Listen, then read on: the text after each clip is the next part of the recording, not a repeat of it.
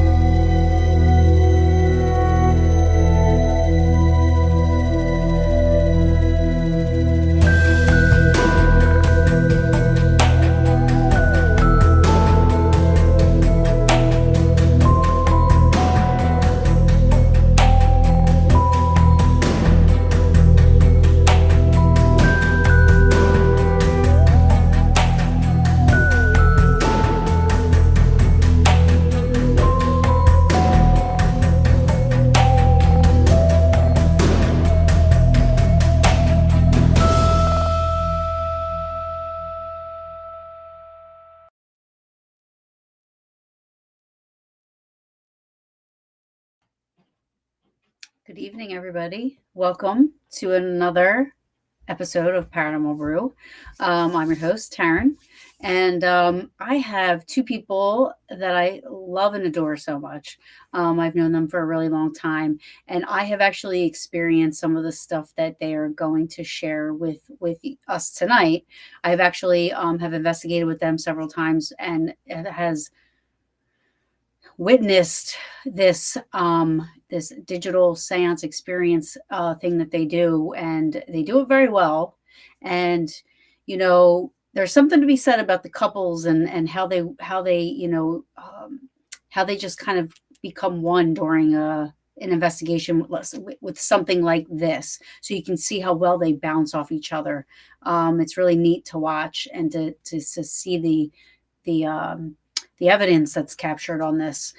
As everybody knows, I'm not a big fan of spirit boxes, and to me they all just seem too easily to be you could debunk them too easily. But with Ron and Lourdes's devices and techniques, it's a little bit hard. It is harder. I don't know. He'll explain it all. So I'm going to bring them on right now, and then. So I'll shut up so they can explain their thing. Hello. Hi. How are you?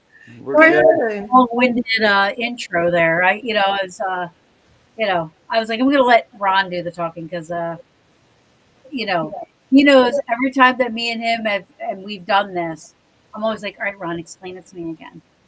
And I understand it when he tells it. It's just I can never. It's so technical for me that I can't retain it. But yeah. We'll get to that. We'll get to that. You can. Yeah.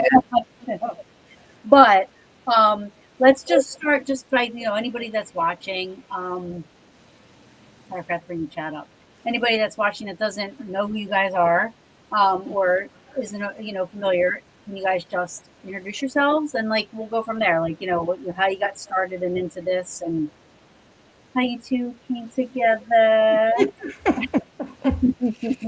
Yeah. Well, for me, like many of us, I was born into the paranormal. I experienced it all my life. My family practiced espiritismo, which is a form of mediumship in the Caribbean. It's physical mediumship that they did. And I saw something that traumatized me. They were doing a ceremony and my cousin was channeling and she bumped into my mom. And although the whole family practiced, my mom, my immediate family didn't practice, which is my mom, me, and my brother. So when my cousin bumped into my mom, then they were both channeling. Oh, wow. So knowing that my mom didn't practice and that happened, that kind of scared me. But I still had paranormal experiences. I respected it, but I stayed away from it until I met Ron in 2016. And then he brought me back into what we do today, which I think is what I was always supposed to be doing. And then my journey got veered off because of what I saw. And then I got right back on track when I met him in 2016. And we met through a dating app. Oh, Ron. On track, off track. Who's to say what I caused here? It's really all subjective, isn't it? Yeah. It's the same track you're on, so it's all good, right? Yeah. Fair Yeah. enough. For me, I lived in Los Angeles for 14 years, and when I was out there, that's when I started doing uh, the ghost hunting, as we all start out. And I was always enamored with it from when I was a child. And when I saw that there was teams and people out there doing this stuff, and when I lived in Southern California, places that you could go that I had seen on television, I was like, oh wait, that place is where? So I started doing it with someone who I was seeing at the time, and it was fantastic. I was like, this is great. Got asked to join a team after the first public event, which was a learning experience for a variety of reasons. And at the time, we did, which is a really, really cool location, the Glen Tavern Inn in Santa Paula, California, Hmm. which is almost like the West Coast version of like a Shanley. Not exactly the same, but it's a 3-floor walk up. It's a newer structure, but it just reminds me some of the attributes similar. And I was there with what's her name? I'm drawing a blank on the Constantine. yes, Debbie Constantino. Thank you, Debbie Constantino, who's now since deceased. Rest in peace to her and Mark Constantino, renowned for their EVP work. She was there, and then Chad Lindbergh from Fast and Furious. He did that show with John L. Tenney, which for the life of me I can never remember. And it was 30 something people on the third floor doing a spirit box. Everybody introduces themselves as part of the formality. Then it gets to the last two people, and then Chad goes and hi, my name is Chad. And within 20, 30 seconds, give or take, a voice came out of the spirit box and it went, I know Chad. Oh, wow. And I went, whoa, what is he holding on to? And where do I get one of those things? Because this whole real time thing was new to me. I didn't realize that you could do anything beyond record a voice and then hear it later. Right. So I was hooked. Flash forward, moving back to the East Coast, getting involved with different teams and stuff. This ITC thing, or instrumental transcommunication, totally was the bug that bit me. And I was looking into it, and at that time, the what I call the Q-tip of the paranormal, which is the branded way of doing ITC, which was the ghost box or the spirit box, um, purely because it was what was on television. And Right. in America, if it's not on TV, it doesn't exist.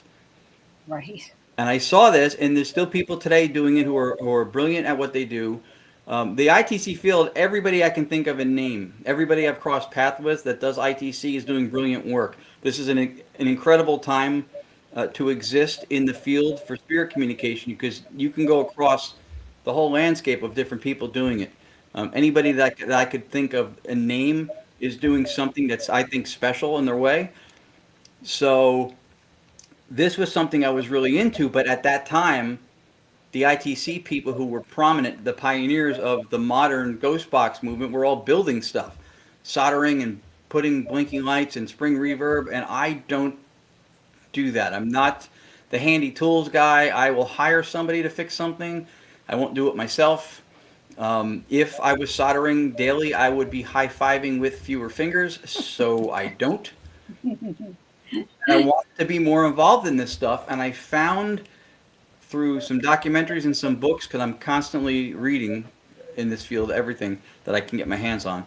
And I came across Dr. Annabella Cordoso and then the whole lineage of direct radio voice, which predates the spirit box or the ghost box, and the modality that launched it all, the Frank's box.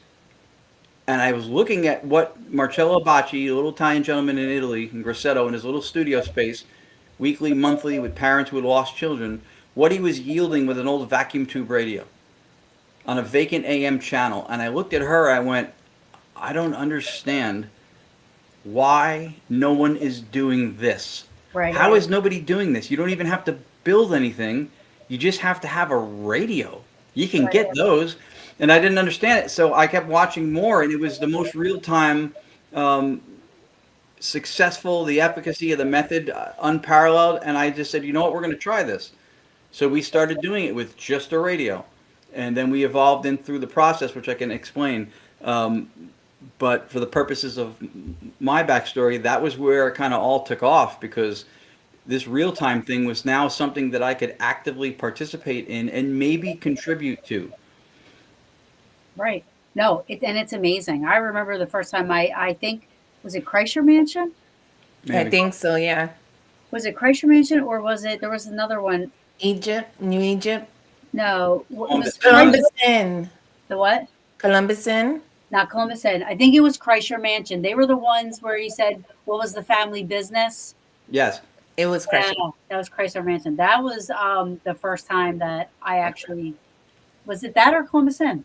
I think it was Columbus Inn. I don't know which one was first, but I remember Kreischer more vividly in Yeah. a very traumatic sense because if you remember, you and I were barricading that one little Widow's Peak Yes. window area because it was raining and freezing wind, Freezing. and Yes. we all had our coats and gloves on. Nobody could hold equipment Right. It was very cold. It was Yeah. very cold. And that was the room that you had your whole setup in. on the bar. Yeah, on the bar. Yeah. Yeah. And so for me, the voices that come through, and I'm talking about the machine then. I am not talking about the one now. I know now it's a little bit. I think you have a little bit more advanced or a little bit more thought out. But back then, you had a whole bunch of. You had a big setup, Mm-hmm. and the voices that were coming from that are different. We got different languages. Yeah. There were different languages, and I think I asked Ron probably the entire night, like, so this isn't going to anything. Like, there's no this station you have on right now is like it's not going anywhere. There's no it's not connected to anything, and he's Right. like, no. So for me, I'm like, okay, then how would we be picking up voices in different languages? If it's a radio station in America, the most other languages you hear is Spanish, right? You Spanish. hear the Spanish channels, right? But See. we were picking up German. German, we've gotten Dutch, we've gotten different languages, yeah. Yeah. And we don't even use the radio anymore. Now we just use a white noise generator. See, that's what I mean. Like now, I'm sure it's different now, but like uh, even back then, it was impressive. At Columbus Inn, I remember the voices coming out of that. The voices is what, like when I'm listening, because you guys know I'm an EVP girl, right? You know that, right? So I love this. This is my favorite subject within the paranormal. Um, but when I'm listening and I'm hearing the voices sound different than any other voice that comes out of any other type of spirit box or ITC. You know what I mean? Like the voices sound whimsical almost sometimes. Yeah. And you feel the difference. I know that sounds weird, but you can feel the difference when you're hearing that as opposed to hearing something getting captured off of the radio, Right. in my opinion. Well, I think part of it is because knowing that it's not sweeping and it's in a barren channel, because at that time we were using the radio. Right. It was a barren. I think just knowing that, so when you do receive the voices, it is a different feeling because you're like, how? Right. Yeah. How? Yeah. Yeah. So they don't. So the radio or the waves that is it called a radio wave? Yeah. RF signal radio frequency. That's what at the time when we were using a vacant shortwave or medium wave frequency, no broadcast emissions. That's what we were sourcing the white noise for at the time, because through the evolution of ITC, that was one of the things that was the understanding, was that the voices were coming in off of the radio waves. Yeah. And that this was allowing them to come in. But what happened for us was we had done a zinc mine below the surface of the earth in New Jersey. Well, you know, Sterling Mine, Chris and John, Yeah. Sterling Mine. We did that mine, and we had our Below the surface of the earth, and we were still using a radio at that time. Yeah. And others who were using SB7s couldn't get anything because it wasn't sweeping through anything. Right. We were still able to get voices that So named us, that cursed at us. And then this started the whole sobering line of thinking that maybe, almost definitely, I mean, from where we were sitting, radio signal was not a necessity. It wasn't something that was integral to the process because we were getting voices without it. That's so crazy. And then, so we looked into it. She had pointed out previously that even with a ghost box, when you hear vocals come through, and we believe 100% that they work, when the vocals come through, they're coming through either at a level where it's competing with that of the sweep, Hmm. Or when you don't hear that at all, and all you hear is the voice because it's very loud. And when she said that, combined with the no signal mind thing, that was when I introduced the idea of maybe what's happening here is what's called stochastic resonance, which is white noise, which is what we're using. Every frequency a human can hear from 20 hertz to 20,000, if anything enters into that and resonates or matches with one of those two resonate together and you get amplitude, you get volume. So now you have an emergent voice. With what we do now, where we filter the sound and slow it down in real time, that's what makes the voices so more prominent. The clarity of it is because now it's not competing or embedded, couched within the noise. It's being culled from it through process. But that was the thing that said, wait a minute, the radio's not necessary. And then for us, that was also taking off the list one of two major criticisms of ITC, which is through all the ghost box modalities, is and you kind of mentioned it before In the when beginning. people being skeptical, right, is your anomaly that you're looking for is voice. Right. You're using a radio. Radios have voices, so you're bringing the anomaly. Like from the skeptic point of view, that's like taking coins to the beach, throwing them in the sand, coming back 2 hours later with a metal detector, going, "Look what I found." You Right. put it there. Yeah. It's Right. part of the process now. So it took that low-hanging cynical fruit off the table. No longer without a signal reception capability, because we're using generators that make white noise, and it's all closed circuit. Yep, There's no constant white microphone, noise. no ambient point of input. So now nobody can say that the voices that are coming through, however good or not, you can't say they're coming from a radio anymore. So Right. there's nothing left critically to look at, except we had heard once or twice before that they're not actually words, that these are artifacts or warbles of sound. And the reasoning was, and I took it seriously because that kind of a criticism is valid. The reasoning was is that because white noise is random, and that we can always discern patterns in randomness. I said, all right, that's fair as a critique. So let's see if we can unpack that and make sense of it. Otherwise, that's something we have to face. And when I looked at it, I was thinking, well, first of all, discerning patterns in randomness is not a statement of debunkery. That's an appeal to our intellect. That is how we communicate syntactically, referentially, contextually, by hearing sounds collectively with other sounds that form the allophones, phonemes of words and language that we understand.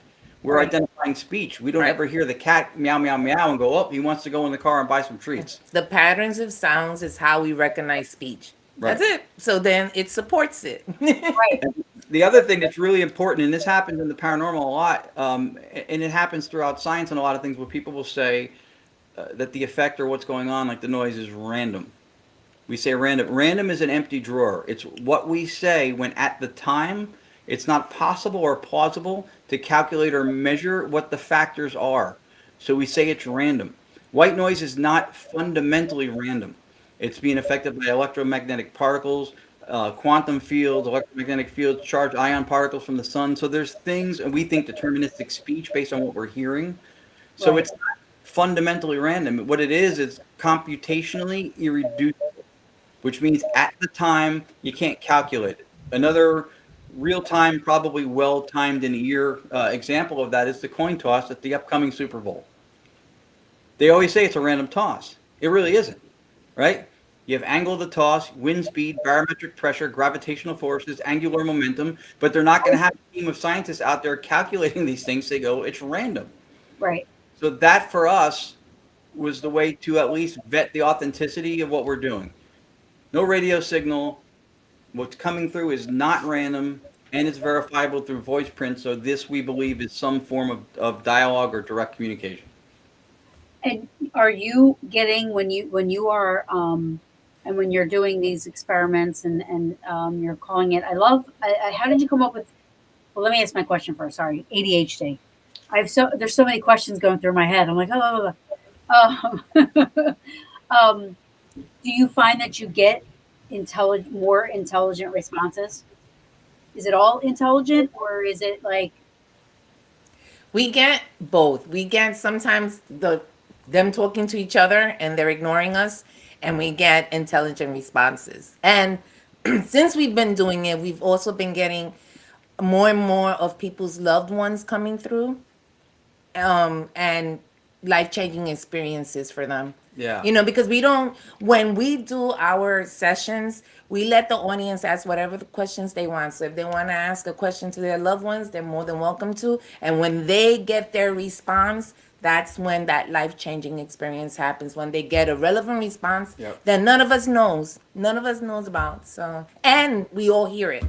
Yeah. So, Yeah. And during your during your, do you call them like gallery? Like, what do you call them when you have a group of people and you guys are doing it? Either a session or a sitting. Sitting coming from the likening to a séance, which or mediums will say that they have a sitter or a sitting. And then do you allow then the people in the audience, once they start asking questions, is it kind of their, or do you kind of intervene and ask questions as well, or do you let them just continue to talk? Like if we get, like if I was sitting there and I was like, "Hey, Dad, are you here?" and he's like, "Yo," I mean, do you let me continue to talk, or do you guys kind of intervene?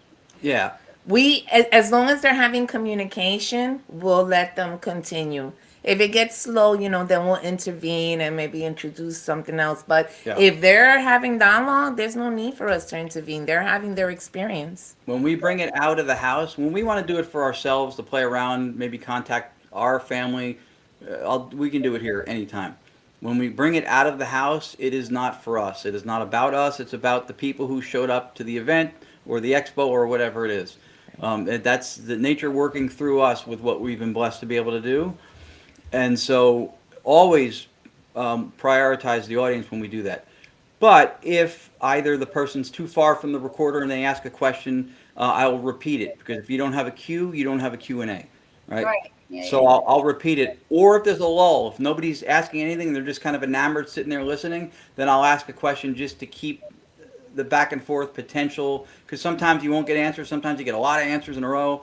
So just to keep everything moving and fluid, I will do Yeah. that sometimes. But But sometimes they're shy and yeah. they'll ask us to ask and they don't want to ask. So Yeah. then we'll do it. But And if somebody within the group or the audience attending is having like direct success, then yeah, that person, we go ahead, you go ahead, keep going. Yeah. Yeah. Yeah. Pennhurst is one of the places we bring it, Gettysburg, Jersey Para Unity. Um, Which I'm volunteering working all of them. So I think I was able to get into one of your guys' sessions. One of your guys' sitting, yeah, one of your Session's fine. yeah. Yeah. and it was impressive. I mean, there were the people in the audience were. I mean, they were. You can tell the way the people react. You know what I mean? Like when things are hitting somewhere. You know what I mean? Yeah. So Yeah. it was good. And she always points this out. That's one of the things when she mentioned those profound personal moments. We seem to have them a lot more lately, more than we get for ourselves when we're home. Yeah. But to me, that's fantastic. We were at the Shanley this past week, and somebody, two young ladies, two sisters, had something come through. Hey, Tom. And thank you to everybody who's shown up and saying hello here too. We love everybody whose names we've seen. We love the people in this community. At the Jersey Expo this past year, we had 3 people with tissues and tears in the one sitting in the sitting. 1 hour. Yeah. With stuff that was just unbelievable. And we have testimonials on the website. Some of the emails that we get sent from these things is more than enough payment for me Yeah. to carry this stuff out. Yeah, Kim, they did say your name at Pennhurst. That's correct. It's almost like you guys are. Let me finish. But like digital psychic mediums or digital mediums. Um, Yeah. like the more you do it, are you finding that you're able to maybe not use it and you're connecting, or you're only connecting when you're using? Which either way, it's fine. You know what I mean? I just, they say the more you do it, Yeah. a muscle, the more you do it, the more you use it. Do you find that your senses have kind of expanded a little bit?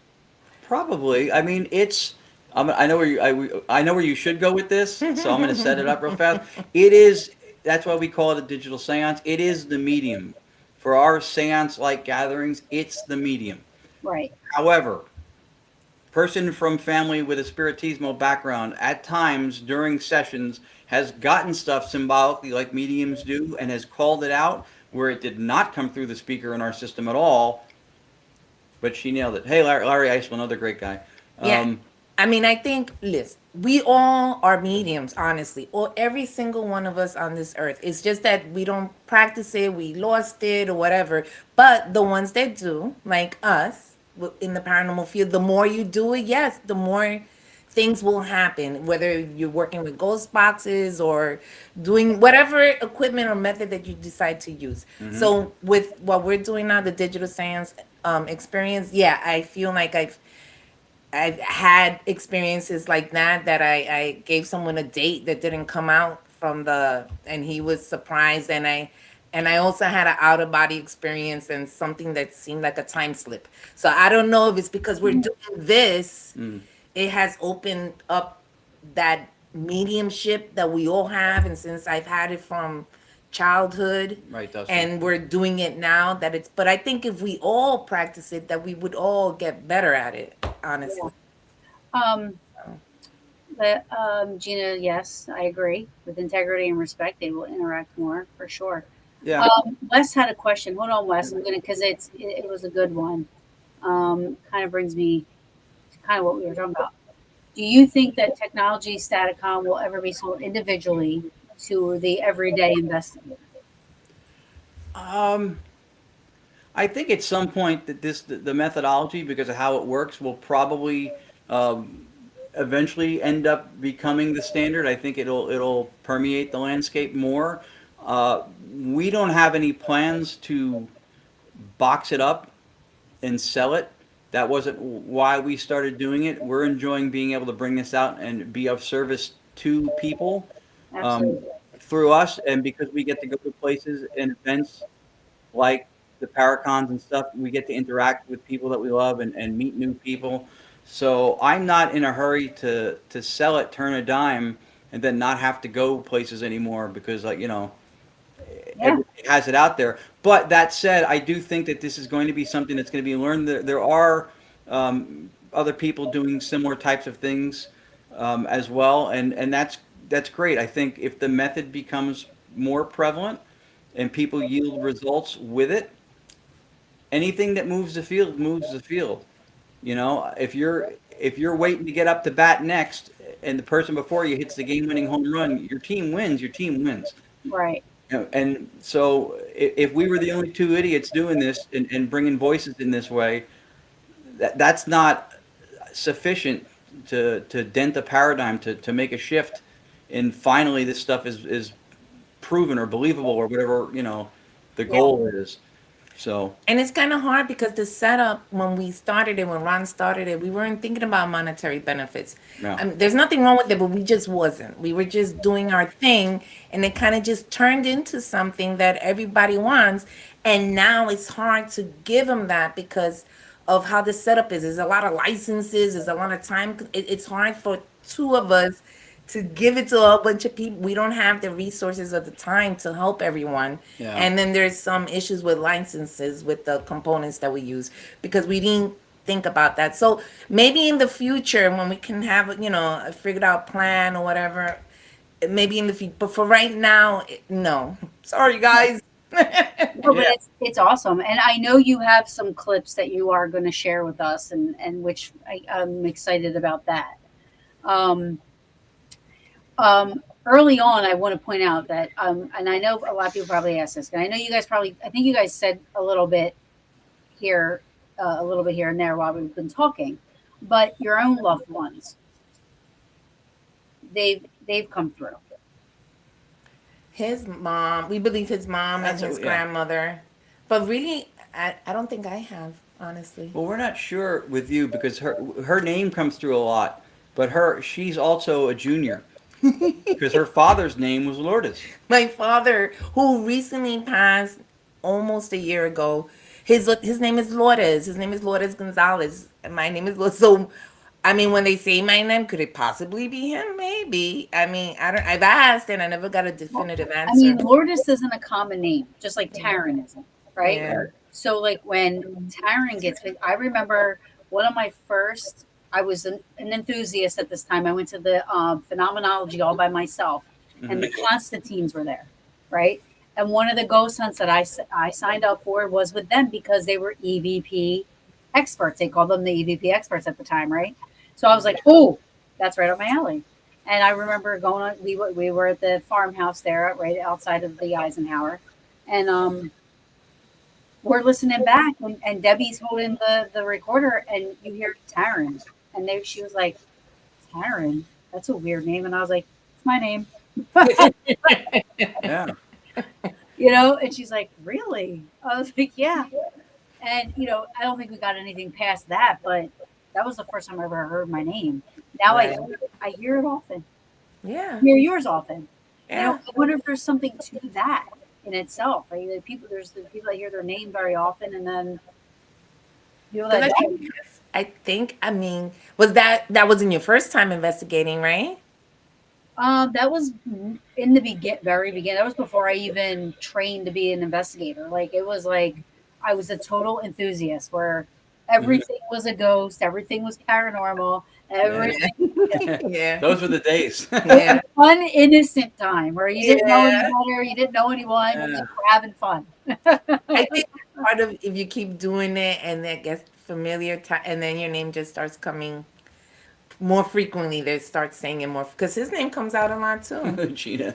Yeah, they don't say that though. Lourdes. I have to train them. If that comes through, I'm going to retire.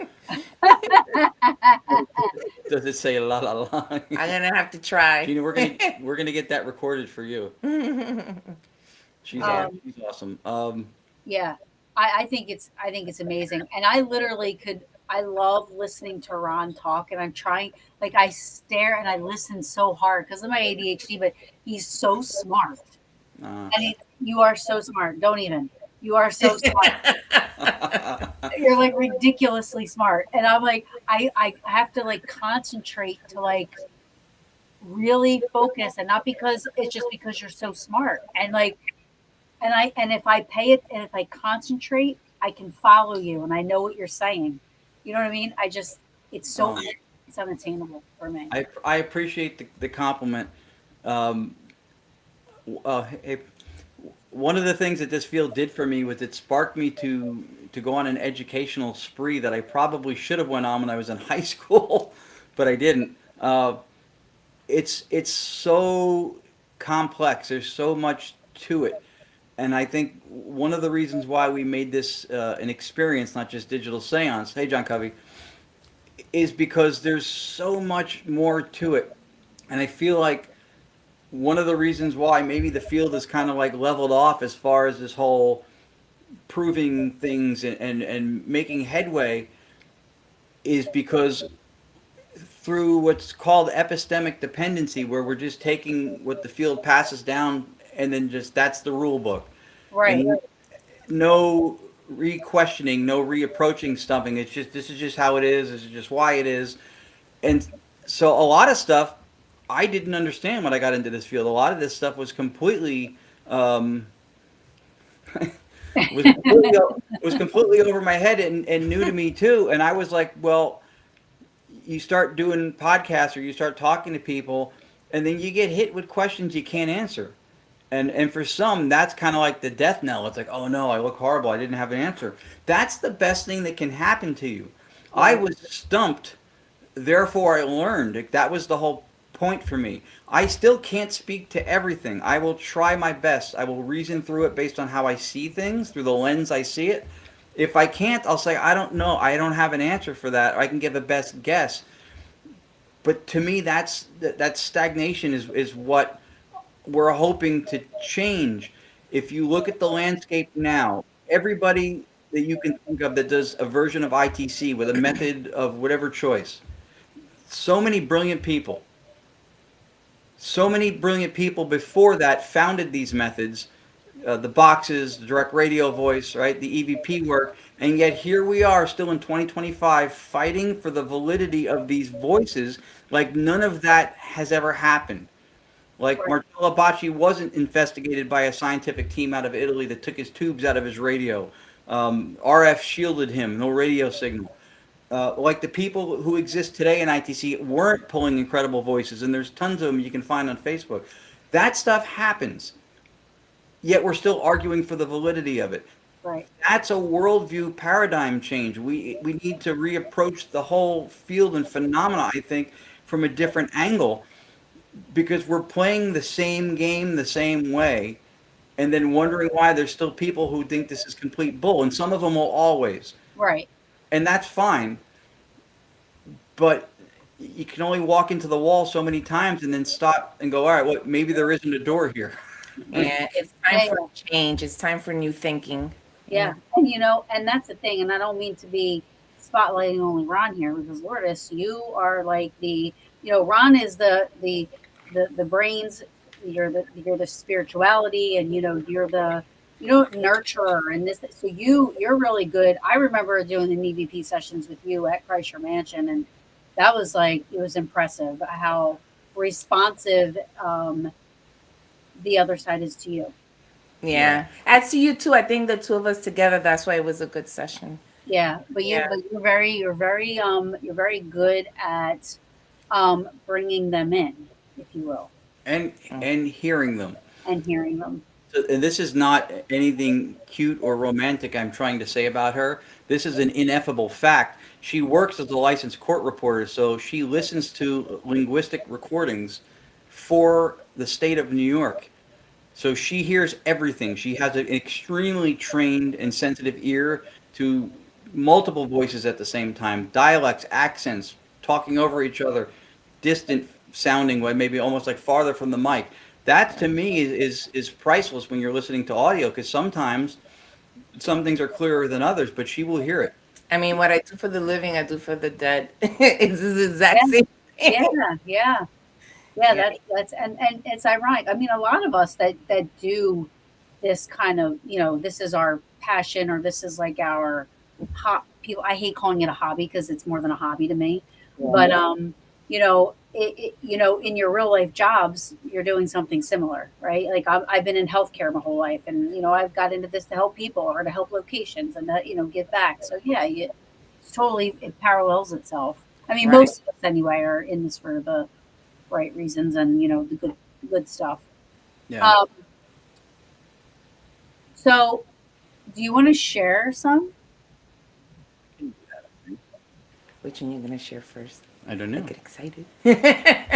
There's one good one that I really want you guys to hear. But I think what I want to say too is that I think the both of you, like, you complement each other so well, and I think that whatever energies is needed to make this work and to make it, I think it's you two, and I think this was your calling. The universe called you guys to do this. So I think that's why it's so successful. We And I love appreciate it. we appreciate that. We like being in service to other people. I don't. It's not a. This is not a popularity contest for me. I don't want to be on a show. Um, Because it's not just us. I mean, yes, we may have we have a part in it, but we do realize when we take it out into the public, it really depends on the type of audience that we have. So if you have a couple of people that are not really into it, or maybe you're skeptical or whatever, we'll get voices, but it's not the same as when you get people who are really into it with that intent, there serious, wanting to communicate. That's when we get those really, really impressive sessions or sittings. Yeah. yeah. So Do you it's all of us. I would say it's all of us. Absolutely, both of you. And that's was my point. I mean, I was kind of focusing on Ron a lot because he was telling all the technical parts of it, but I didn't want to, like, I don't want you to think I was leaving you out, because I know it takes two. I mean, I was saying paranormal couple for a reason. I mean, you have Cody and Satori. I mean, they work well together. What they do together Right. works because of their energy and because of their connection. That Mhm. Yeah. connection helps. That helps. Yeah. You got to be in the right headspace. You got to be with the right people. You got to Right. trust that person, and it works. And it works. Yep. Yep. Yeah. I Todd mean, no, Bernal. yeah, definitely. So I want to say, like, so everywhere you guys go, you bring this. This is your. So, like, would you ever do, like, how, like, some people do they have a medium come and they have like 10 people come to their house. And would you Hmm. ever do something like that? Yeah, we've done. There's a few mediums in New Jersey. Richard Michello, who's a spirit artist. Hey, Amanda. Um, Lisa Morrison out of Pennsylvania.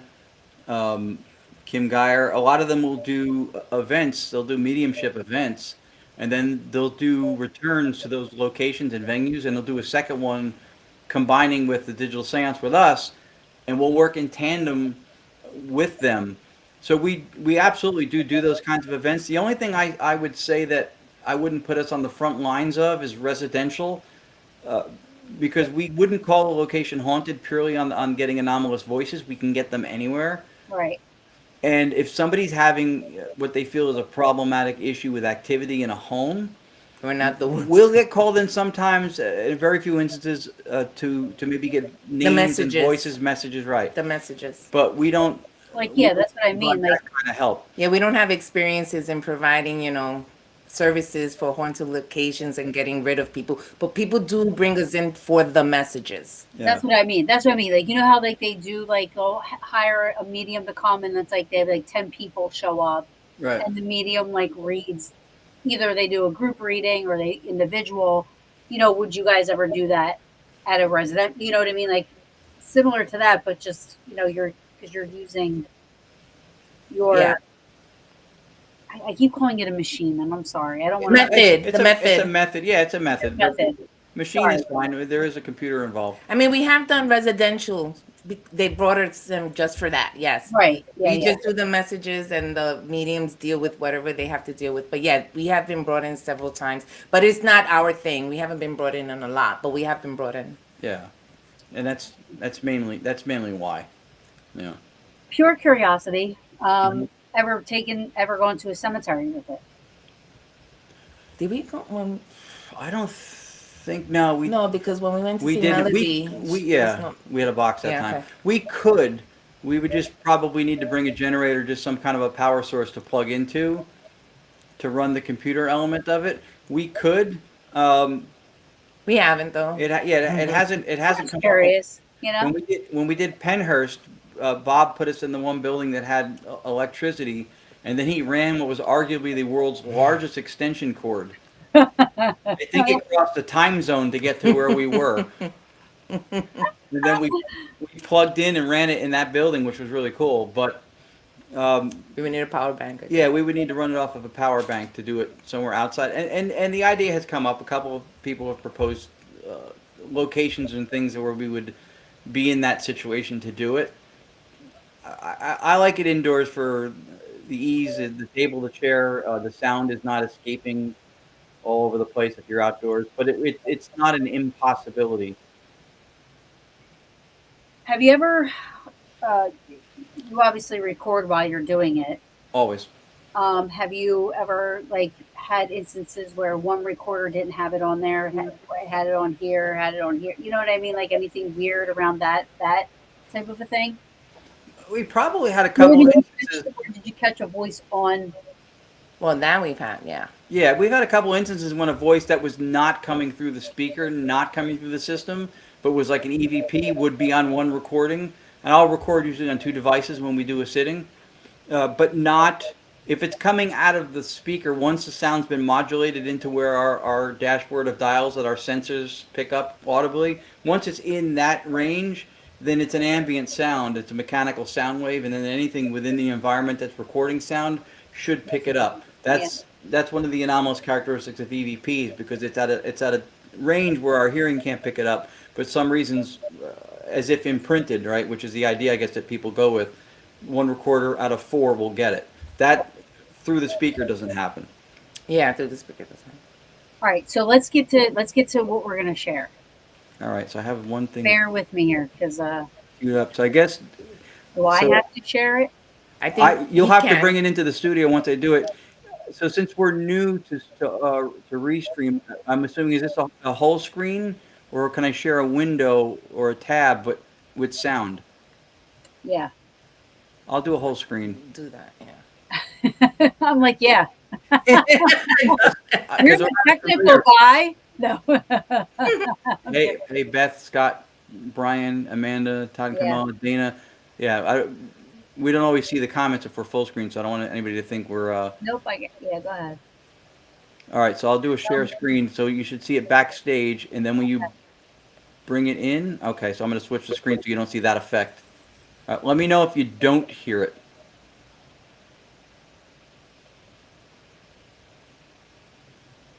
They started digging. What would they find?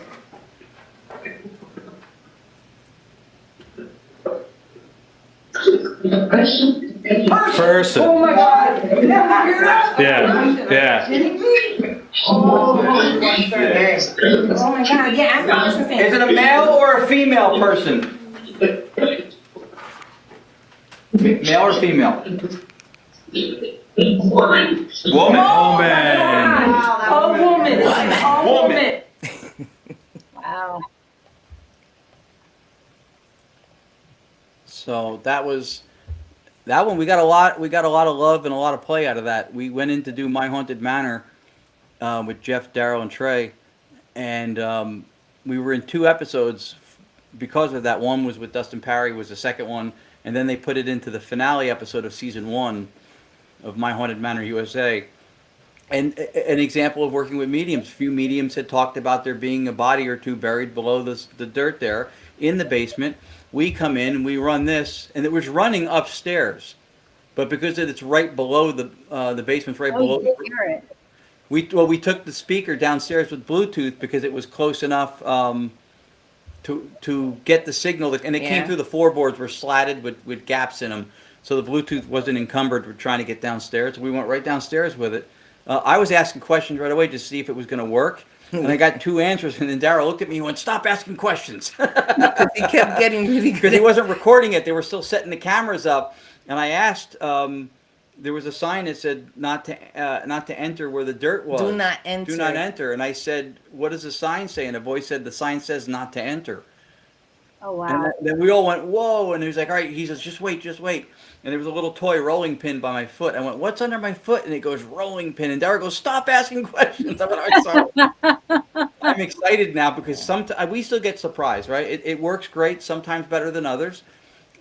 It's interesting with that because they're like he said that they think there's bodies buried there, and they did bring in penetrating radar. Yep. After we got what we got, and they discovered something that looks like a body, which now they're going to dig and see if it is. Yeah. So we'll see what happens. I love Wow, it. that's I know, awesome. it's crazy. I love what Kathy Newman just said. Yeah. Said woman. I said male or female. I know, And the voice yeah. said woman. Why is that important?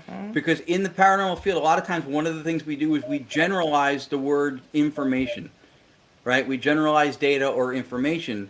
And so there's a difference between objective information or something symbolic and something that has semantic information where there's comprehension and meaning. For a voice to have come back and said woman when I said male or female shows that there was comprehension and semantic value in what I said to whoever answered, because if not, you could say arguably, well, maybe you picked up a voice on a radio, even though we can't, and say, well, it said female because you said female, or maybe your device records, and it doesn't. Whatever, yeah. But it shows comprehension. It shows semantic value to the words that I said. Yeah. And that to me was a big deal, because there's a difference between those things, right? If she and I are meeting from 2 sides of the street, and she comes out of her daughter's apartment and she goes like this, right? If the person to my left seen this but they don't know what it means, they don't get any semantic value from that. All they know is she made a gesture. They don't really know what it means. Right. The person on the other side of me knows that this means something good happens, but doesn't know why she's doing it. So they get objective information, a good gesture, but don't know why. I know that it means she just got good news about something we were worried about. So then I have an emotional state change because now I can relax. I'm not worried anymore. That's semantic value with the information. Right. Information in and of itself is not just one category. That voice, to me, demonstrated comprehension. The difference between knowledge, which is algorithmic, like an AI, and knowing, which is comprehension and understanding. So I'm really glad she said that, because that to me was the big takeaway from that. Right. Right. Yeah. Awesome. All right. That was really good. All right. Do you have another one? I can do another one. Consciousness, maybe. That is a good one. Yeah. Cue it up. All right. Go back. Yeah, do share screen. Yeah, share screen. Entire screen, audio, share. There it is backstage. Boom, switch to here. Okay. Play by play, folks. I'm announcing every little thing I'm doing. I have an itch. I give it a scratch. Here it goes. That's your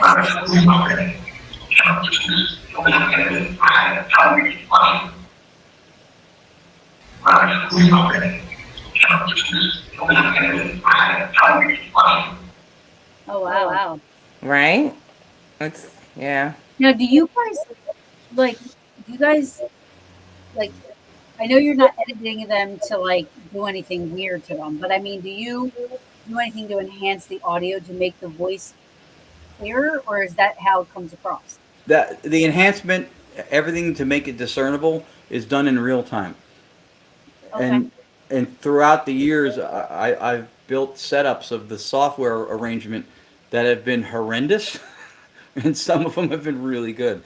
It's experimental because we don't have access to where the voices come from. And I say where very colloquially, very loosely, because I don't think it's coming from anywhere that has to do with time, space, distance. I think we're communicating with consciousness. And according to survival theory, consciousness, when physical death happens to us, is what would be what carries on, right? Your consciousness. So we believe, and this is why I have under our thing, idealists, we come from a metaphysics called Analytic Idealism that says reality is fundamentally mental. It's thought. Not my thoughts or yours, but just the way my thoughts being external to you is not a hard concept, right? So are the foundations of reality external thoughts to you and I.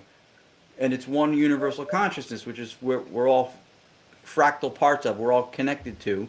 Right. And when we're born, we're dissociated from one another and from universal consciousness, which is why I can't tell you what's happening in the galaxy of Andromeda. I can't read your mind. I don't know what's happening in China right now because we're dissociated. And this is something that we like as a metaphysics because it's not something that we're making up. Idealism has been around in different renditions for years and years and years and years. Jung, Schopenhauer, Spinoza, it goes back. And nature gives us an example of it, not saying to humanize or anthropomorphize nature and reality like it's a person.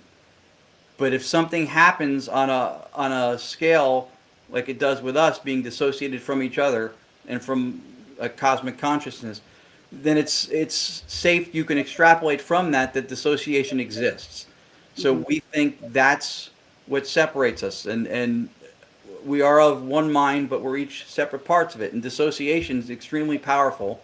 We know it exists. It's one mind. People have it. It used to be called multiple personality, and it's one mind that appears to be multiple centers of identity, and they're all separate, right? But then sometimes people are cured of dissociative identity, and then what happens? That one person who had all those personalities now realize that all those characters was all them, and they'll have all those memories, but then now they know that that was them doing it all that time. So if you think about collective consciousness, and when we move on, it's the same thing. If we're all dissociated into these characters per se, and then when we move on, we pass on, we go back into collective consciousness. Right. And if you think of one mind doing that, you think of this again. There's an example we see in life or nature. When you dream, you have one mind, right? Your mind dreams, and when it dreams, you identify as you in the dream. You're the dream avatar. You don't identify as the street, the road, the cars, the other people, the houses, the trees. You identify as you. Right. But when you wake up, you don't mourn the loss of your dream avatar because you realize it was all you. One mind created all of that, but you identified as you. this is the model we think explains reality. Why is that important? Because through that metaphysics, the paranormal stuff that we call paranormal or supernatural becomes normal and it becomes natural. It's nature doing what it does. Then we don't have to have these debates back and forth with the people who throw science and physics at us to say that these things don't happen because they can't measure or quantify what's going on. Right. It's experiential. Right, because we believe, like he said, we believe that the paranormal is normal. It's the, in everything, there's always an exception. So to us, it's a normal experience that happens in nature. That is an exception because it doesn't always happen, but it does happen and it's still a natural experience. Because Right. people seem to think that we are separate from nature, that it's two different, but we are all one and the same and part of nature. And when we are picking up messages or anything like that, it's not happening to us or by us, but through us. Right. Everything happens through us. Right. Right. Um, Right. Yeah. Yeah. As an example, to go back to where the question started, and believe it or not, at my age, I remember. When you do Ghost Box, EVP, ITC, whatever it is, right? We've all experienced the answer that's there immediately when you finish your question, almost sometimes even right before you finish your question. Sure. So if you lean on physics and laws of sound, that's superluminal. That's faster than speed of light. The mechanical sound wave your vocal cords made has no time to travel somewhere, be processed through some sensory input, turned around through comprehension, and then spit back out and then travel back to you, and then be there that fast. But if reality is fundamentally at its lowest reducible point consciousness, then the answer is coming from what you're already immersed in. It's already there. It's not traveling distance and Right. time. It's there. So it can be that fast. That's an example, per your question, where this metaphysics allows for these things to happen and it doesn't clash with or get refuted by science. Do you think that you would be able to pick up on a live person's conscious? I'm going to say, and I don't know if Ron agrees, but I'm going to say yes. I And have a feeling that perhaps we do. you put it, you put your thought forms out. You know what I mean? Like Mhm. your energy. Like if you're angry, you're so angry, it's going somewhere. If you're That's happy, what it's I'm going thinking. somewhere. I honestly think that at times we may be picking up on someone dreaming or someone's thought. If that intention is very strong, perhaps I do believe if it's all mind, that there may be instances that we may be picking up on someone else's thought. I do believe that. What do you think, hon? I think it's possible. I think you get into a little bit more of a muddy area when you're trying to suggest that through that telepathic means that it's coming out through like a system like ours through the speaker. That's how I think it's happening with collective consciousness. Honestly, I think it's through telepathy, but we may have differences of opinion. But I believe. Do we know? No, but I think that it may be possible. Yeah, I do. Yeah, I mean, I think to a degree it's possible. I mean, the idea behind dissociation is that we identify separately, and the image of your dissociation is your physical form. That's what it looks like from a second person perspective, right?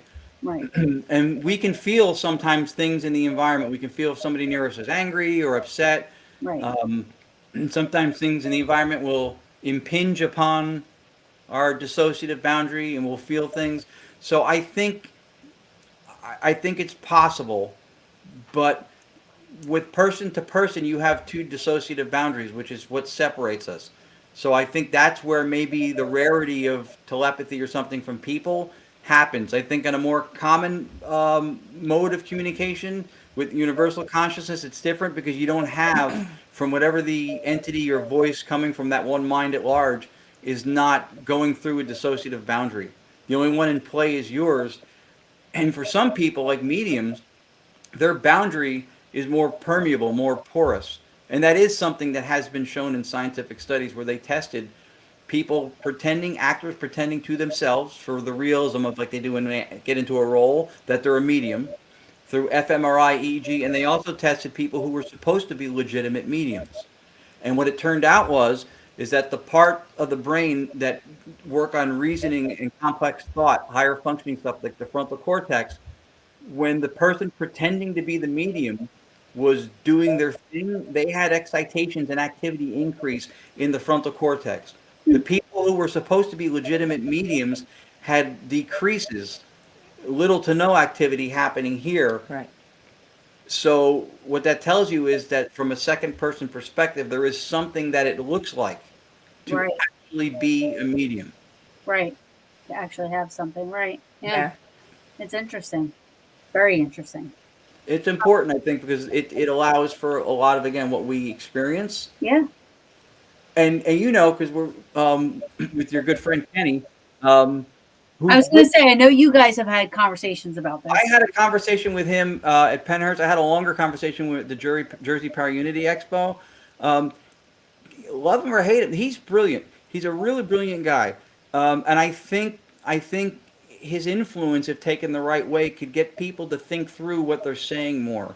Um, he wins with science because a lot of how we explain things in the field is empirically inadequate. It doesn't meet the standard, and we stay with those explanations.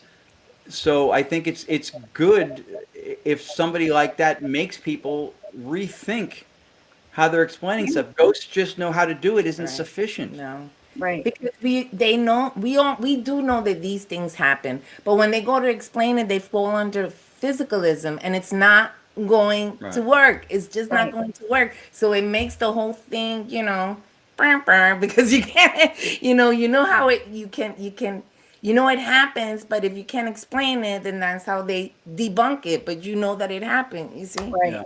Yeah, I mean, there's plenty of things that I've experienced that I mean, I love Kenny. He's one of my good friends, but I mean, I'm not. He's not going to convince me that what I experienced wasn't Right. wasn't unexplainable or like a paranormal experience. You know what I mean? Like something definitely happened to me, or I definitely saw this, or I definitely experienced it. Even though I can't give you this physical proof, I Right. know. You know what I mean? Like I Yeah. know what I saw, or I know what I experienced. So for me, it's my That's yeah. that's Yeah. that's where the metaphysics comes into play, and that's another huge thing for us. Metaphysics does not mean, and I think the field takes it. It does not mean spiritual woo woo beyond science. Supernatural. It's not what it means. Metaphysics literally mean that which stands behind the physics. Science, especially with physics probably being atop the chain, tells us what nature and reality does. It models and predicts behaviors of nature and reality. That's what experiments do. It doesn't tell us what it is. That's a philosophical argument. That's a metaphysics. So that's why this is big. So when you say reality is fundamentally mental, like we do, we don't clash with those science laws. And they're called laws because they're reliable regularities that nature shows us. Every time you drop something, it goes down, right? You could call it gravity, you could call it spaghetti. It doesn't matter what you call it. It's a regularity of nature. The naming convention is not important, but what happens is that behavior is reliable. So if you have hypotheses or theory in the paranormal that clashes with known laws of science, you have bad hypotheses and theory. But we do what's called in the field. We do what's called spiritual bypassing. The ghosts just know how to do it. It's beyond science. Science can't talk to this stuff. That's not. I think that's not a suitable explanation for something. By the same token, and you said the key word before, your experiences, right? Nobody can tell you you didn't have those. Every single thing that we know in life, everything, directly or indirectly through acquaintance, we know through experience. Everything. It's heavy, it's light, it's big, it's small, it's delicious, it's disgusting, it's beautiful, it's ugly. Those are all subjective experiences. That's what we have. We know everything through experience.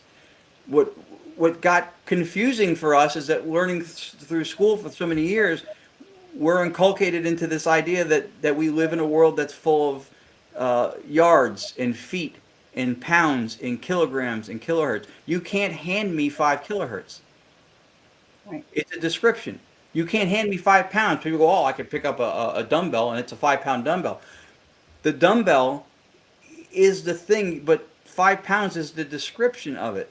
But Right. when we started to believe that we live in a world that's defined by numbers and quantities, that's like putting the map ahead of the territory. Right. The map is referential, it points to something. Hmm. The It's just descriptions, like time and calendars, and it's like with Right. everything. Right. It's man created. right? Right. But for some reason, we think that the descriptions have standalone existence. Right. So, I Well, saw that's why I say. I said we label everything. Us as humans, we have to label. It's a dumbed down version of what you're saying, but no, it's like us as humans, we have to have labels for everything. So yeah, just because I say and this is for lack of a better term, but I may say, oh, I see a ghost. Somebody else could say, well, that's Bigfoot. But that's just, I mean, right. how do we know what's what? that's right. That's Right. why I say a lot of times when people see things, they may be seeing the same thing, but they're just using different words to describe them. Hmm. Yeah. You know? It's all No, about perception. that's spot on. What you said is not dumbed down at all. That's exactly what it is. Through language, we get all tongue tied and all raveled. Trying to explain stuff because we arbitrarily have to name things for the purposes of being able to talk about them. And we'll do this a lot when we speak. We'll go, well, what is this? And people go, it's a fist. Yeah. Where did it go? It was never a thing. It's doing. It's a doing. And that's when we go back to what we're talking about, what experiences we have in the paranormal or whatever we call it. That's what we're having. We're having experience, the field of subjectivity, which is what you experience, your subjective field. Those are things that are behaviors of it. Those are doings of the field. Just because it has a name, just because you can measure it, doesn't mean it has existence outside of consciousness. Right. That's the difference between idealism and what she called physicalism, which says that there's a world out there, which we believe, but that it's not outside of consciousness. That's Right. right. Friday House. Yep, terminology is important. It is It's important. it's huge. We name things for the purposes of being able to talk about them, but like in the inanimate world, it's arbitrary, right? We name things through purpose too. If you're going to describe a car, you're going to name the things that are integral to the car doing what it's supposed to do. So you have to have an engine, right? It Right. has to have combustion for the engine to work. You have Right. to have tires for the car to move, so tires are part of the car. But tires need to grip the ground, and in order for them to grip the ground, you have to have gravity. So now gravity is part of the car. And if it's gripping the ground, then the ground is necessary for the car to move. So now the ground, and then thereby the earth, is part of the car. So see, it's the divisions are arbitrary for us to slice things up to talk about them, but they don't have individuated existence outside of consciousness that are separate. Right. Well, yeah, no, you need the road to drive the car. Even, you know what I mean? Like you need the road. So, yeah, no, it's fascinating, and you literally you you could have the deepest conversations surrounding this topic for sure. Yeah, we do a analytic idealism lecture. I love doing that lecture because it's so much fun, and it's it's thought provoking, Yeah. and that's what we're trying to do. We're trying to Right. make people just. We're not telling you that we're right, but we just want to provide a little bit of thought to make you think a little bit of the things that you already think you know, or perhaps may not know, or maybe veer you in a different direction. So yeah, it's fun to talk about the analytic idealism part because that's the part that really made sense of my life when I started studying it. Because with all the paranormal experiences that I had when I started studying analytic idealism, like it made sense of my life, Yeah. and it helped me to be able to think further because now I was able to make sense of all the things or a lot of the things that happened to me as a child and growing up to this moment. So Wow. Yeah. Yeah, that's awesome. Um, How long have you been studying the paranormal field? I've been in the field probably for 13, almost 14 years almost now. 13 years. I started, yeah, I started at 2011-ish, beginning of something, so probably like 13, give or take. So this stuff I've been studying the metaphysics of idealism. I've probably for the last 2 or 3 years, just because I found that when we have the conversations with people that get into the sciences and the debunking and everything else, that the explanations that we have to defend things that we're talking about were inadequate. They were empirically inadequate. They were internally incoherent, and we couldn't win the argument no matter how you twisted it because it didn't make sense because of the metaphysics that most people who adhere to science are using is what she referred to before as physicalism. It used to be materialism, which says that your brain creates consciousness and that the world out there is completely devoid of any qualities whatsoever because those are conscious experiences and they happen here. But that ran into a little bit of a snag over the past maybe like 50 years or so. A philosopher from I think from Australia named David Chalmers who posed what's called the hard problem of consciousness, which is to say that there's nothing about any physical quantity in terms which we can deduce, at least in principle, the qualities of experience. And so if you're going to say that physical matter out there does not have qualities of experience, then you would have to extrapolate from that that the physical matter in here, your brain, if it's physical outside of consciousness, also cannot have qualitative states. And we know that that's not true because we experience everything. Qualities are what we experience. He said, true, there is no constants established in paranormal study. The scientific method is not applied properly. I always say, and I might not, I mean, I'm not, I'm not, I just don't understand. I don't understand how you could ever prove the spiritual side of things through science. You can't.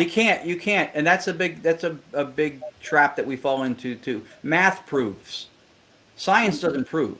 Science leans into what's most probable and what's most reasonable, what's most skeptically parsimonious based on every possibility known. And I don't think with this stuff that we know all the possibilities yet, for one. And for two, just as an example, when we talked about naming things, right? You can't measure experiential states. You can't. How much does my love weigh? Right. What is the length of my thoughts? We know these things exist. We experience these things, but we have no way to quantify those things. Qualities and quantities are divergent. So, but that's not to say they don't exist because they can't be measured, and then thereby they can't be proven. So they're not to be proven. We have the experiences. What's on the table for debate for validity, I think, is causality, right? What's causing the experience, and in some instances, it could be something different than what we think that it is. The other thing too that she touched upon, and you'd mentioned before, spirituality. I think the worst thing that happened to spirituality is the word spirituality, because it makes it seem like a distinct fundamental category outside of reality. Right. And it's not. It's part of it. It's more a philosophical question. That's it. Philosophy is the one that's gonna be able to help us get closer to what reality really is. And philosophy and science, they just keep each other in check. Right. But science will never be able to tell us what reality is. It's only going to be able to tell us how reality behaves, how nature behaves. Right. How it works. Yeah. Friday House, excellent statement. Never find it tangible, right?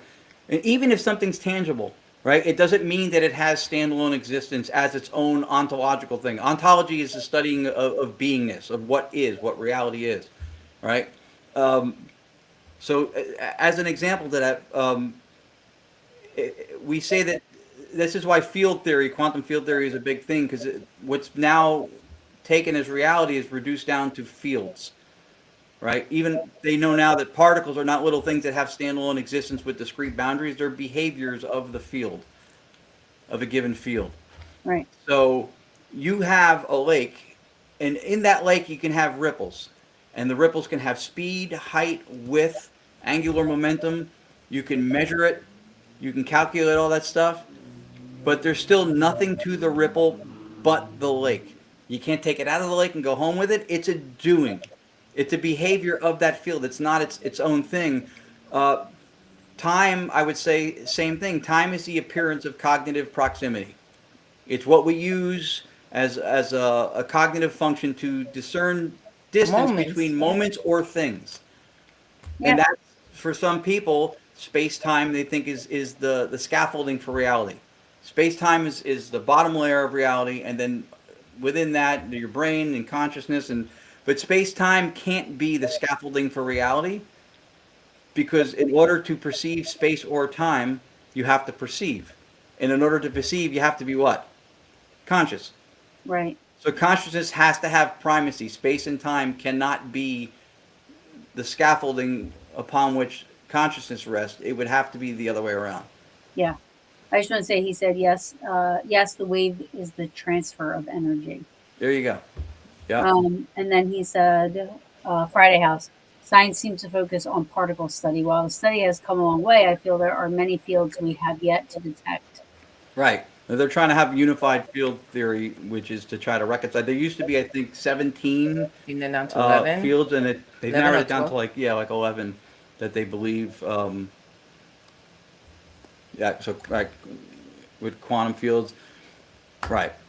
But yeah, that's why this stuff that we're babbling about is important to us, because when we go back to the table with our paranormal experiences and we scream from the rooftops how true this is and how we know this happened, if our explanations fall short, then we are either violating science or completely doing a disservice to the experience that we know we had, Right. whatever the cause is.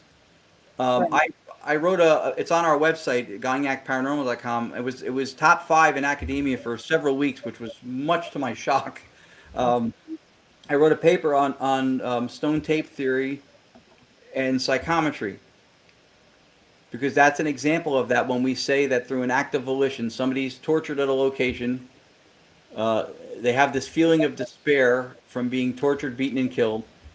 And so that feeling gets soaked up into the wood crown molding of this Victorian mansion, only to get released arbitrarily later on in life.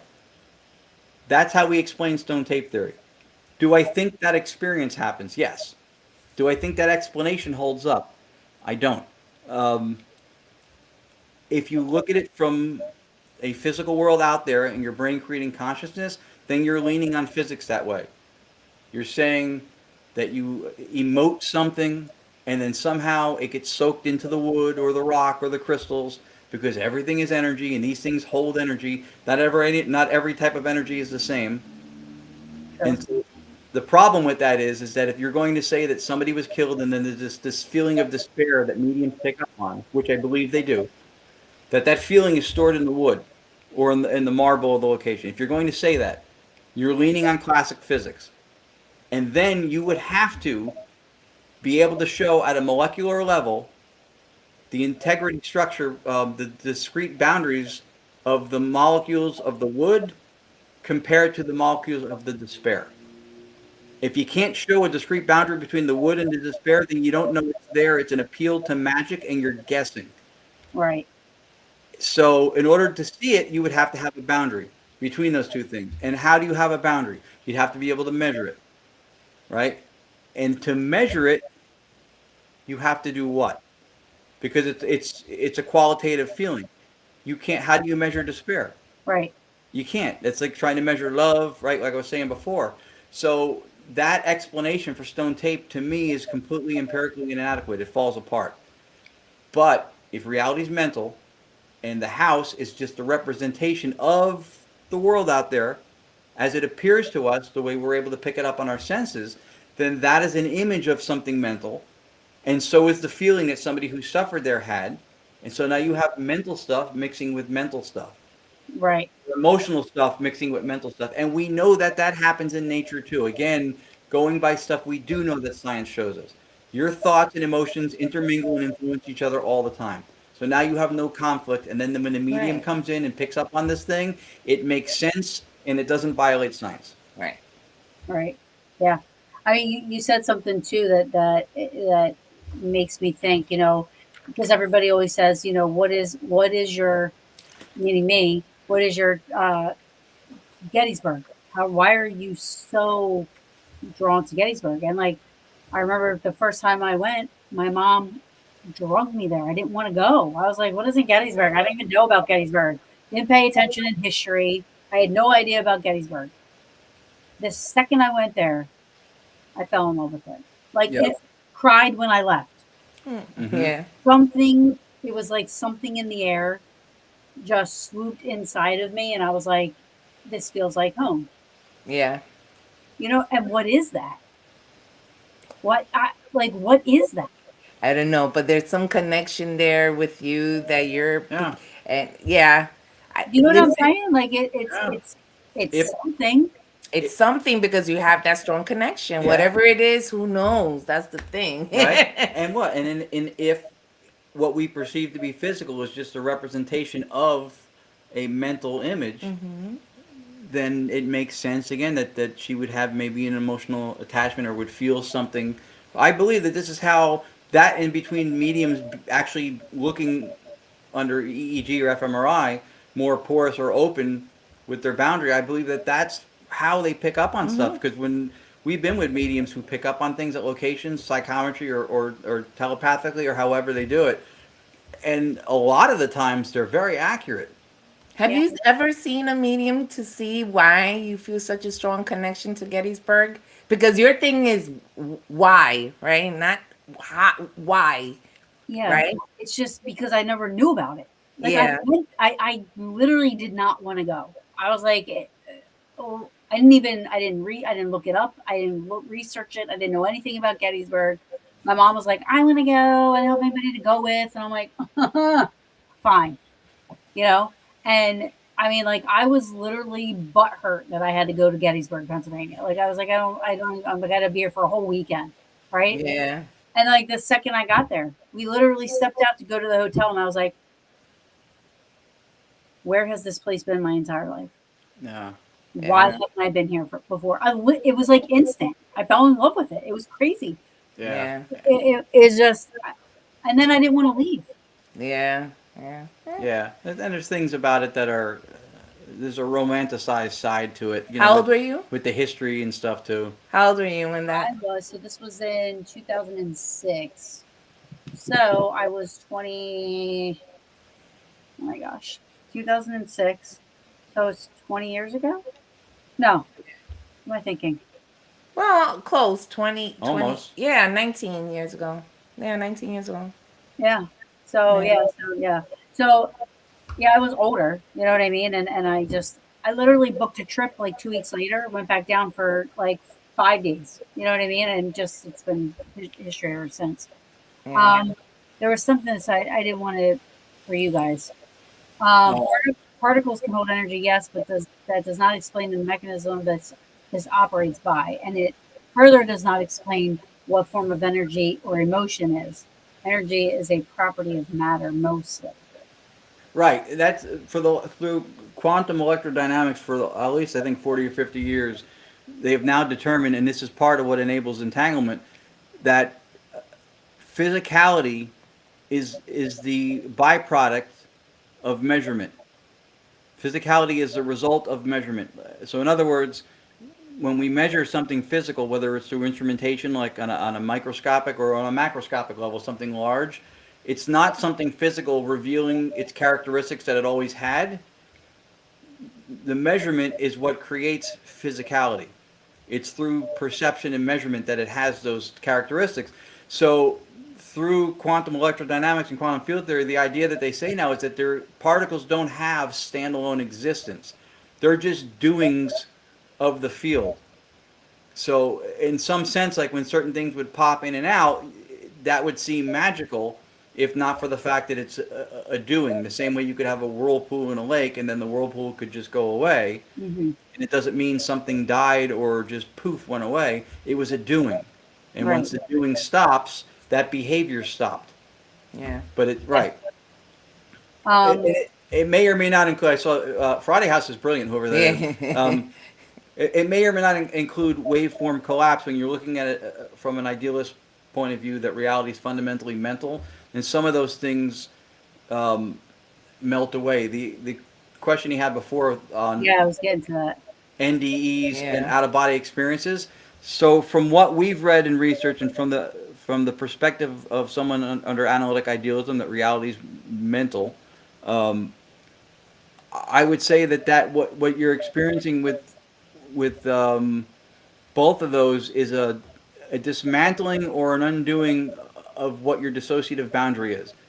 So if your physical person, your physicality, is the appearance of your dissociation, what separates you from us or other people or the environment around you. That when you're under, and this happens, they had it happen in studies when people did psychedelics, when people are driving fighter jets and they're taking G-force, they'll have these vivid dreams.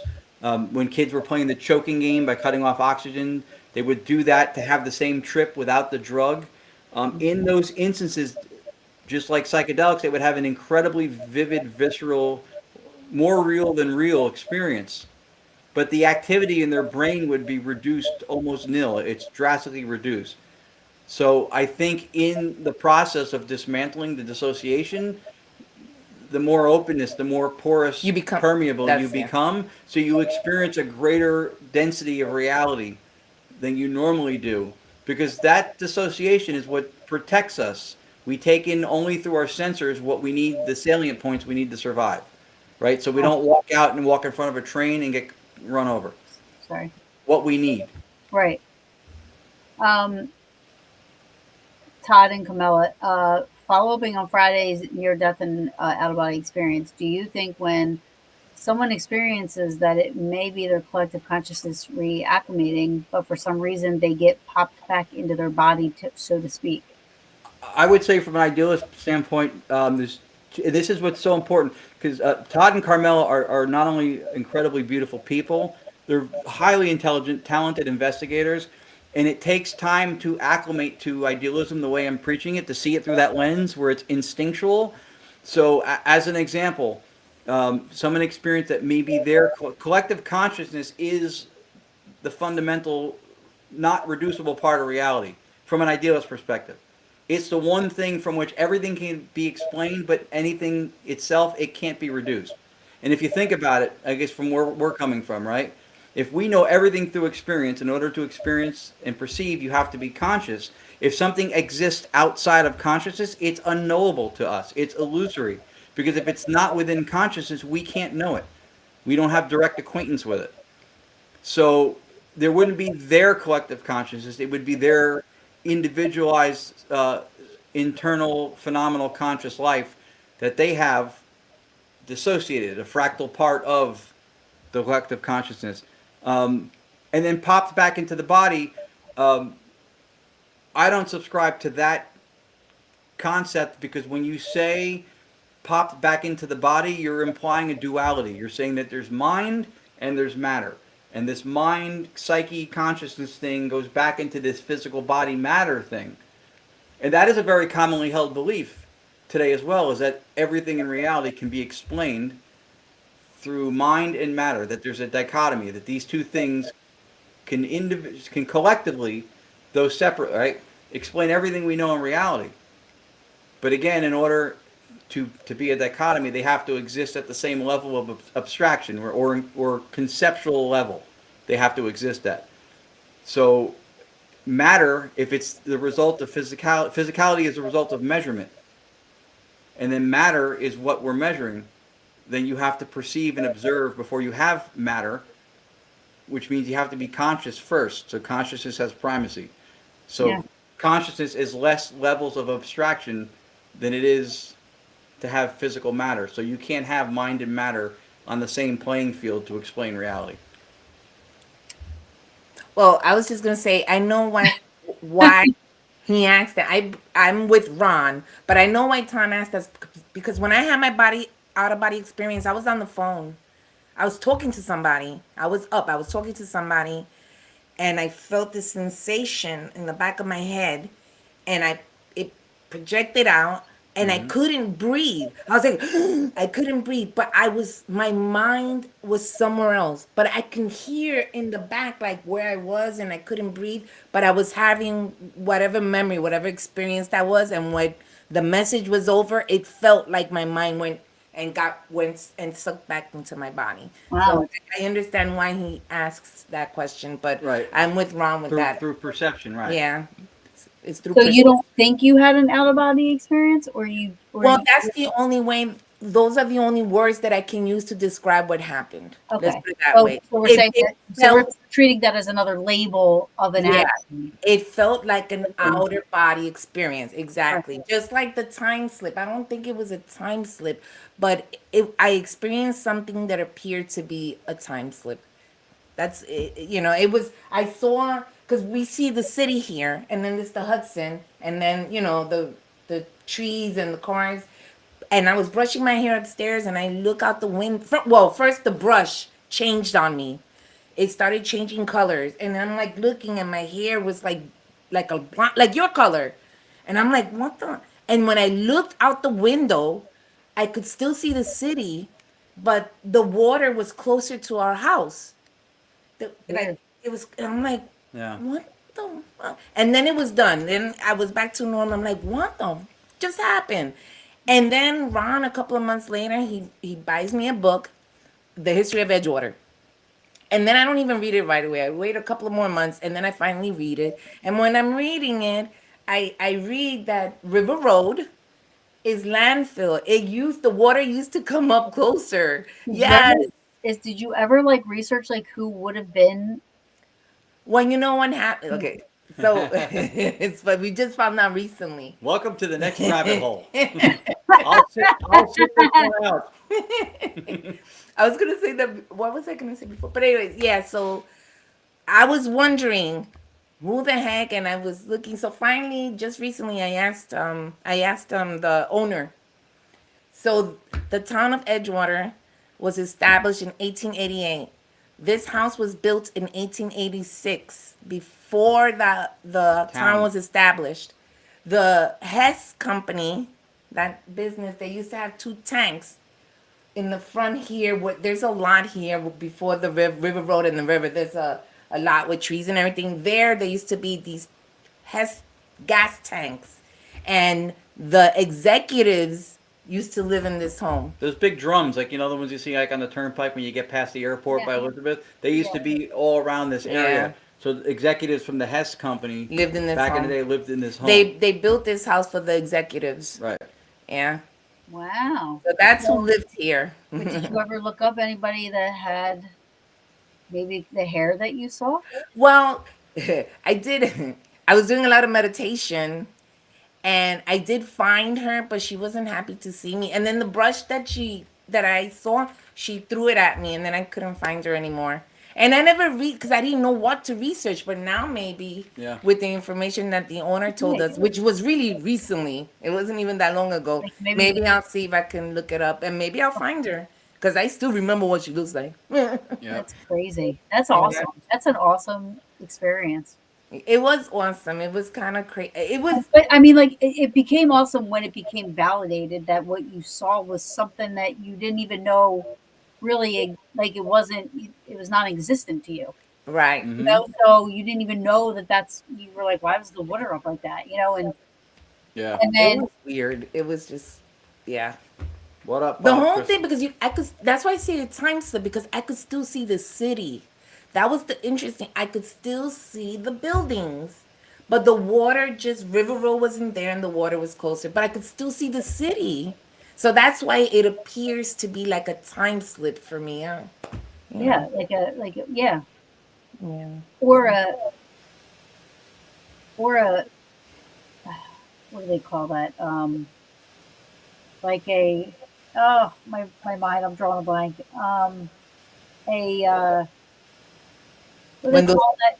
Interdimensional, like you yeah, know, when they go in and it's like a whole to a different town.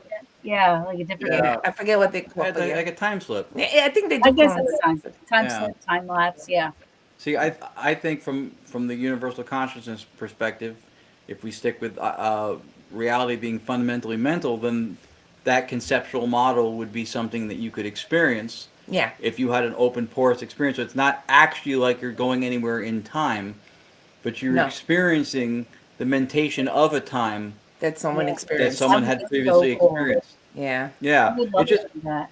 the I know the it's consistency of it allows for us not to contradict ourselves, and then not step into some kind of a violation with science or theology or anything else. because of that's one of the things we loved about analytic idealism. It does not clash with science or theology or anything else. So, and that's another, right. So parallel reality is another thing. One of the things that was proposed was what's called the apparition many worlds interpretation, which is to say that every time you look somewhere or every time you make a decision, an alternate reality with a different you and the other choices and another timeline comes into reality. All these different realities, every little decision, every time you look somewhere, in every infantile millisecond, another universe pops into existence. Right. The problem with that is when you have a theory that allows for everything, you have a theory that explains nothing. If everything plays out in every scenario, in every possible way, it doesn't offer anything to the table now, and every one of those alternate dimensions is completely illusory. We have no access to them. They're not, and in looking at scientific method, right? It's got to be falsifiable. They're not falsifiable. We can't, not falsifiable. We don't have any direct access to them. We'll never experience them. So if they're not knowable to us, it again kind of falls under the appeal to magic. Could it be true? Could it be? Yes, it could be true. Is there any reason to lean into it? And that's kind of where we've gotten with all the paranormal stuff. When we try to explain it, we try to stay to what idealism would say. We try not to violate science. And then we say, is there a reason to believe it? Because you can theorize anything. We try not to do the extras. Right. We try to just be as, I guess straightforward, or we try not to. Parsimonious. What's that word that you always use? Anthropomorphize? Yes, we try not to do that. That's so true. I'm going to carry a dictionary around when Ron talks. All right, hold on. But you know, I agree Google with Translate. I'm sorry. I agree with what Friday House said about the shifting of consciousness and focus. When Yes. It comes to, yes. I saw that, and Yeah. I absolutely agree. Friday House is brilliant. Yeah, I agree with that. That sounds about right. Yep. I agree with that. Yeah. He said I would not. Reality constructed of frequencies, perhaps. The problem with string theory is that nobody can tell you what the strings are. Right. Yeah. And then it's the same kind of thing. I know string theory fell under fire a little bit for some of the same reasons, for not being falsifiable or testable. Let me see. Then I know I'm jumping around, but I'm trying to. Yeah, no worries.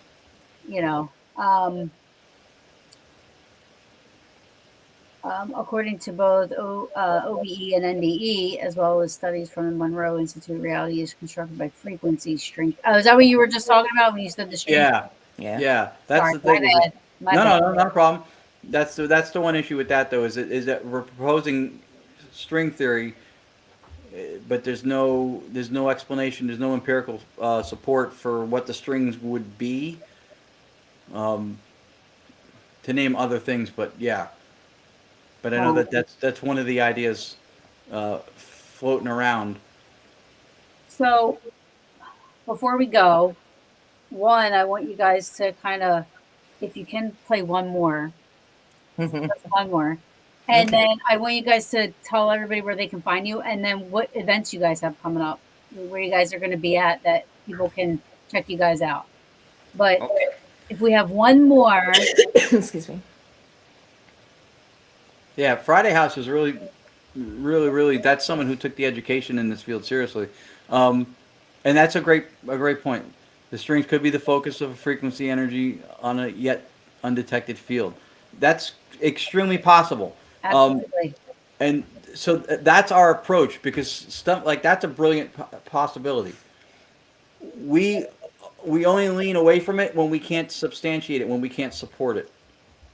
Right? Just because you can prove or can't prove something doesn't make it true or not true. So, like, ideas like that are brilliant, but we hesitate on using it as an explanation for reasons like that. Like, you could say everything that happens in space is for gravitational forces and quantum loop theory, or you could say that there's this big flying spaghetti monster who's spinning the planets with his noodly tentacles. Right? You can't prove it's not true, Right. but there's no reason to believe it. Right. So we try to just at least stick to the stuff that we can that there's some kind of it's more of a reductionist, naturalist approach. We try to stick with what doesn't clash with science, pretty much. That's what we try to do. Right, It and if doesn't there's clash with anything science. in nature that already shows us that. Right. What do you want to do for this one? You think damnation? Well, have you heard Damnation, Taryn? I don't know if she has. You may. I feel like I you may have played for me. I think I might have heard that one, but it's a good one. It's a minute long in the same voice. All right, if you want to play it, then, babe. All right, let me cue it up. And Friday likes noodles. I do like noodles. That's funny. Yeah, the audience has been fantastic. Yeah, you have a great tonight. audience. Great questions, great statements. Beth O'Brien, Yeah, thank you, thank you everybody. so much. Yeah, Are you going to share it? yep, I'm going to share it. All right, here we go. We're gonna get this, and then we'll talk about where they're gonna be and where you can find them at. Okay. She's got it. Hi. All right, this is called Damnation because it's something that was said here. We think that this is At the just... Shiny Hotel. Yes, this is the Shanley. We think this is a little bit metaphoric, maybe your personal demons. I don't think it's talking about winged horned creatures when it says the word demon in it. And, Yeah. and we also think that maybe it's a cautionary kind of like don't celebritize and glorify the dark and demonic, which if you go on the tube of you these days, good Yes. luck not getting clicks if you don't have demon every other file. So I think it's speaking to that.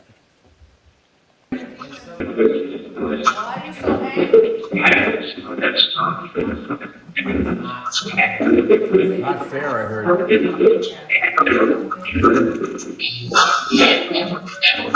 know what we're doing. Well, is it easier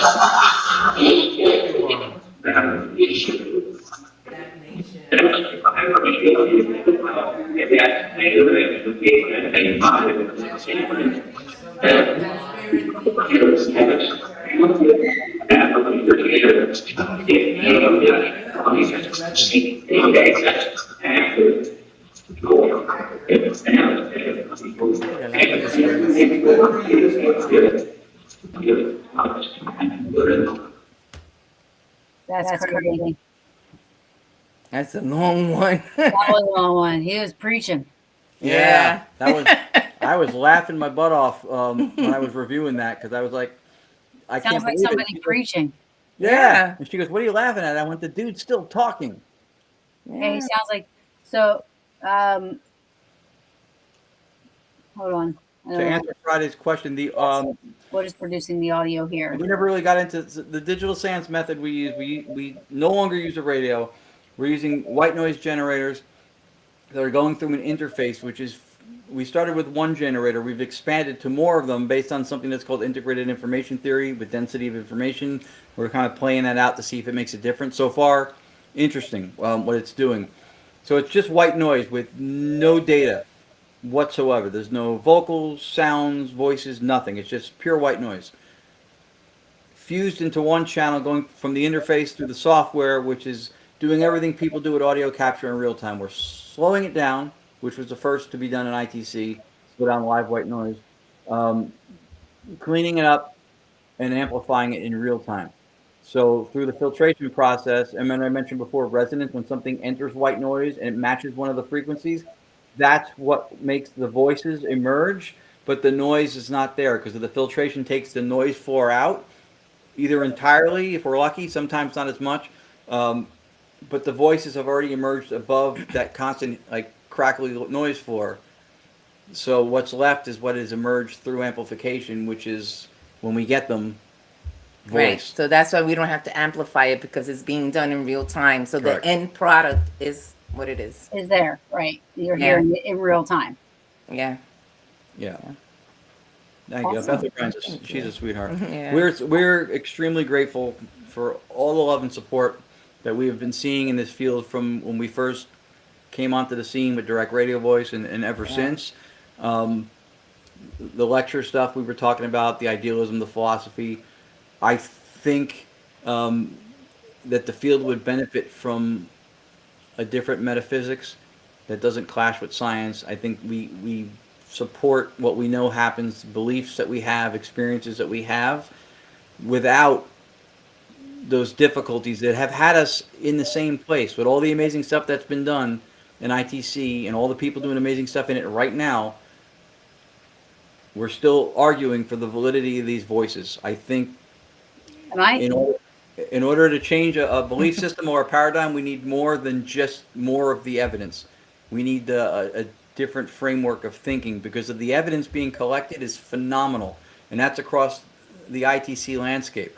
But I yeah. think we need more to make a dent on a grander scale than just more of these incredible voices, which people are doing today and they've been doing for a long time.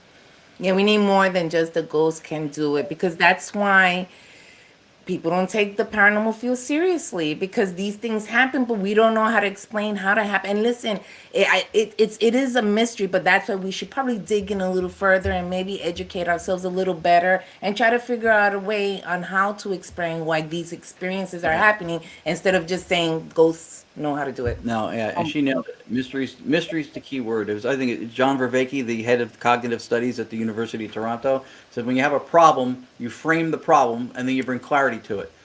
When you're dealing with a mystery, the framing itself is problematic, and you keep expanding the frames until you realize, holy crap, this is a lot bigger of a deal than I thought it was.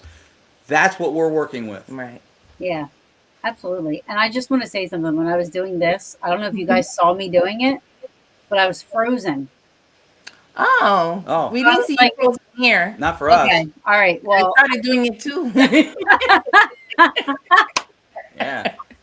You weren't frozen to us. We've I had was to frozen. without a car. But poor Ron is like, I'm like listening to you, but I'm like this. And I was like, am I not moving? Can you guys see me moving? That's funny. Ron, And Lourdes, yeah, you guys are phenomenal. I could listen to you guys forever. I mean, we could talk about, I mean, hours and hours and hours of stuff. yeah. I We mean, appreciate it. We get tired of us after a while. Like, why won't they shut up? And they're us. no way. I This don't is great. understand. Where are you guys going to be at? Where are you guys going, and what do you got coming up? Well, Not next weekend, I'm but the going to do weekend. what old people do. I'm going to look at my calendar. We have Hanover at the end of the month, which I can at Hanover Paracon, which I can't attend because I'm gonna go see my granddaughter. She's turning 1. I can't wait to see her. Yeah. But Ron is gonna go to. Me and Anthony Simonelli is going to be he's going to be my date / chaperone / side piece You for should the get week. him you should get him like a black like wig, like curly wig. Yeah, Put some lipstick on him. and a bow right on top. Yeah.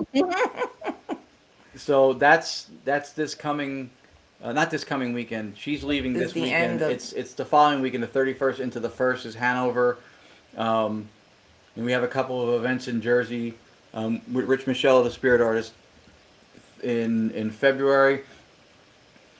We're doing some stuff for Morris. We do a lot of the events for the Morris County Parks Commission in New Jersey. They have a bunch of locations around the Morristown area that are phenomenal. That we also do with Richard. You can check on our websites for the events, and I'm Yeah. always posting on Facebook. You can check it out there too. And we're supposed to be back at My Haunted Manor through the end of March, at least Twice. 2 times. And I know we're doing Pennhurst, which we love that Bob and Gina asked us to do that. Gettysburg. Gettysburg Bash. Battlefield Bash again. New Jersey Para-Unity Expo again.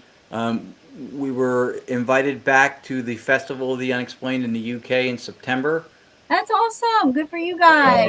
Yay. Yeah. Excited about that. It was fantastic last year. They treated us so well. 5 days, everything's covered, flight, hotel, everything. That's awesome. Good We for met you guys. some really beautiful people. The people in the UK were so welcoming. Yeah. We had the 10 o'clock lecture spot on Saturday morning, and there was dinners and stuff the night before, partying, drinking. We were like, who's coming to listen to us talk Saturday morning? drinking. We'll just talk. Whoever's here, we'll be grateful, whatever, right?